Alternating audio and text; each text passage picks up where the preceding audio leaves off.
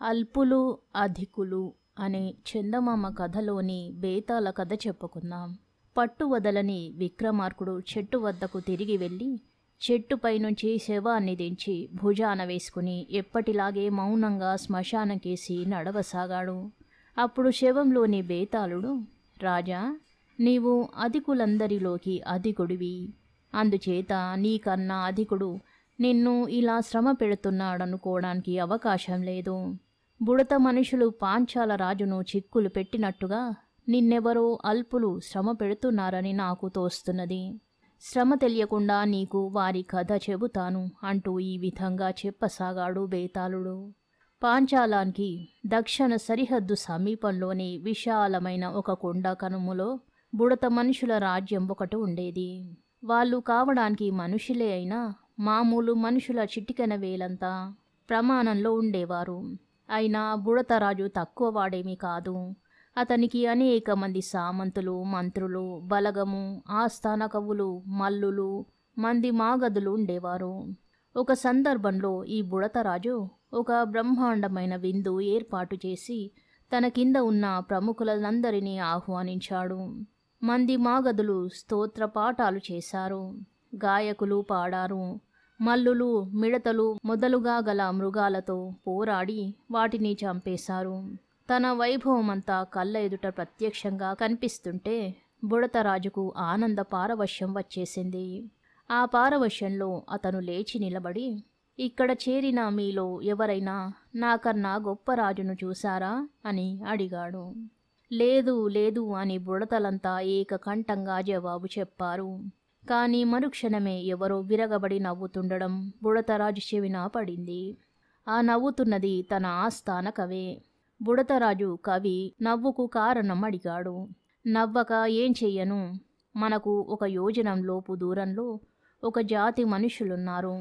అలాంటి మనిషి గట్టిగా కాలితో నేలను తన్నాడంటే మనమంతా కుర్చీల మీది నుంచి కింద పడి భయంతో ప్రాణాలు విడిచేస్తాం అన్నాడు కవి. ఈ ద్రోహిని వెంటనే పట్టుకుని చీకటి కొట్టులో పెట్టండి అన్నాడు రాజు. మహారాజా, తొందరపడవద్దు. నాకొక నెల రోజులు వ్యవధి ఇచ్చినట్టయితే నేను చెప్పిన మాటలోని నిజం కొంతవరకైనా రుజువు చేసుకుంటాను అన్నాడు కవి. సరే, వ్యవధిస్తున్నాను. కానీ వ్యవధిలోపుగా నీ మాట రుజువు చేసుకోలేకపోతివా? నీకు చీకటి కొట్టు తప్పదు అన్నాడు బుడతరాజు. బుడత కవి ఇంటికి వెళ్ళి ప్రయాణానికి సన్నాహం చేసుకుని వెంటనే పాంచాల రాజధానికి బయలుదేరాడు.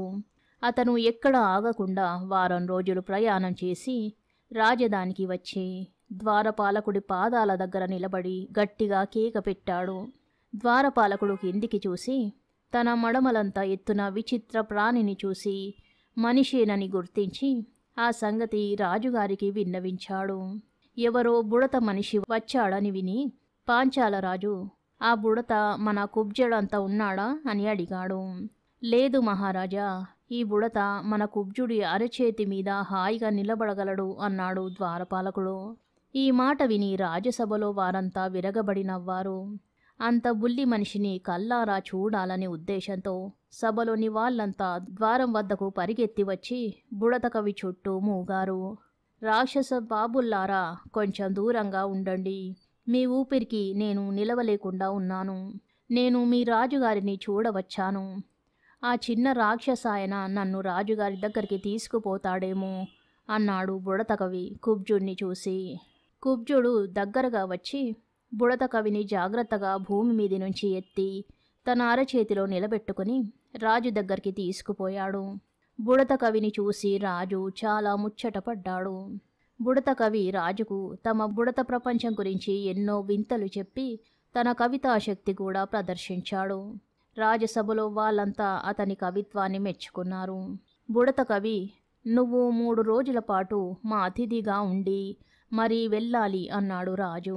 మహారాజా, మీ కుబ్జుణ్ణి మా లోకానికి అతిథిగా పంపే పక్షంలో అలాగే మీ ఆతిథ్యం స్వీకరిస్తాను అన్నాడు బుడత కవి. రాజు సరేనన్నాడు. 3 రోజులు 3 యుగాలుగా గడిపి బుడత కవి కుబ్జుణ్ణి వెంటబెట్టుకుని తమ లోకానికి బయలుదేరాడు. ఈసారి బుడత కవికి ప్రయాణం సుఖంగానూ శీఘ్రంగానూ సాగింది. ఎందుకంటే అతను కుబ్జుడి తలపాగాలో కూర్చుని దారి చెబుతూ వచ్చాడు. ఒక జాము లోపల వాళ్ళిద్దరూ బుడతలోకానికి చేరుకున్నారు. కుబ్జుణ్ణి అంత దూరంలోనే చూసి అమ్మో రాక్షసి అంటూ బుడతలు హాహాకారాలు చేశారు. బుడత కవి రాక్షసుని వెంటబెట్టుకొస్తున్నాడన్న వార్త బుడతరాజుకు చేరింది. రాజు బుడత కవిని పిలిపించి, ఎక్కడికి వెళ్ళి వచ్చావు? మనల్ని చంపుకు తినడానికి రాక్షసుని ఎవన్నో వెంటబెట్టుకుని వచ్చావుట, దేనికి అన్నాడు. అతను రాక్షసుడెందుకయ్యింది? మరుగుజ్జు. అతనికన్నా 4 గింతలు ఎత్తుండే మనుషులున్నారు అన్నాడు బుడతకవి. బుడతకవి కుబ్జుడి ఎత్తు లావు చూసి నిర్ఘాంతపోయాడు. ఇంతకన్నా కూడా పెద్ద మనుషులుంటారంటే ఆయనకు నమ్మకం కలగలేదు.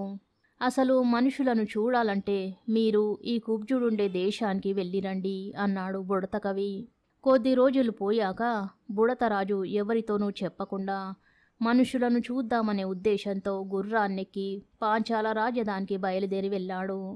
ఆయన రాజభవనానికి చేరేసరికి రాత్రయింది. అందరూ నిద్రపోతున్నారు. బుడతరాజుకు ఆకలి మండిపోతున్నది.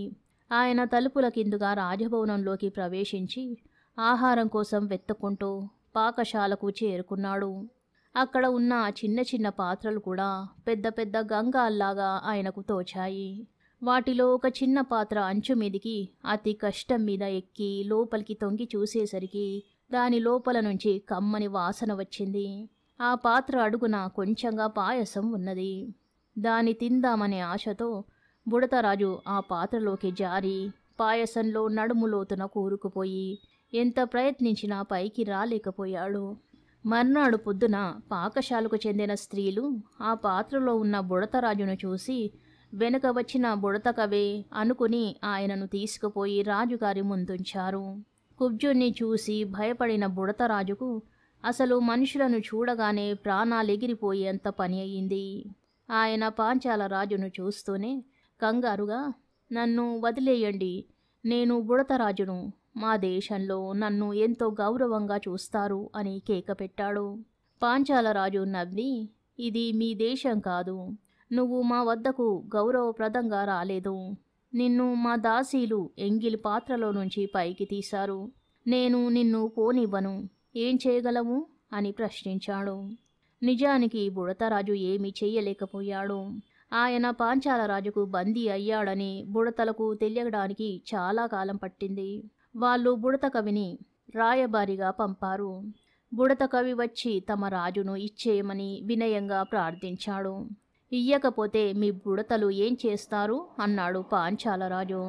ఏమైనా చెయ్యగలం, మాకు సంఖ్యాబలం ఉన్నది, తరువాత మీరు పశ్చాత్తాపపడగలరు అన్నాడు బుడతకవి. సరే, మీ శక్తి ఏమిటో చూస్తాను, మీ రాజు నిచ్చేది లేదు అన్నాడు పాంచాలరాజు.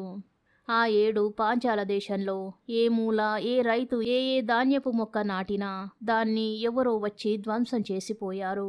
ఆ 7 దేశమంతటా కలిపి తూమెడు ధాన్యమైనా పండలేదు. జనం తిండికి లేక చచ్చారు. దారుణమైన క్షామం ఏర్పడింది. బేతాళుడి కథ చెప్పి, రాజా, నాకొక సందేహం, ఎవరు అల్పులు ఎవరు అధికులు? వేలంత లేని బుడతల శక్తి గొప్పదా, మామూలు మానవుల శక్తి గొప్పదా? ఈ సందేహానికి సమాధానం తెలిసి కూడా చెప్పకపోయావు, నీ తల బద్దలవుతుంది అన్నాడు. దానికి విక్రమార్కుడు, ఏదో ఒక్క అంశాన్ని ఆధారం చేసుకుని మనం కొందరిని అల్పులని మరి కొందరిని అధికులని అనుకుంటాం. కానీ సృష్టిలో అన్ని విధాల అల్పులైన వారు అన్ని విధాల అధికులైన వారు లేరు.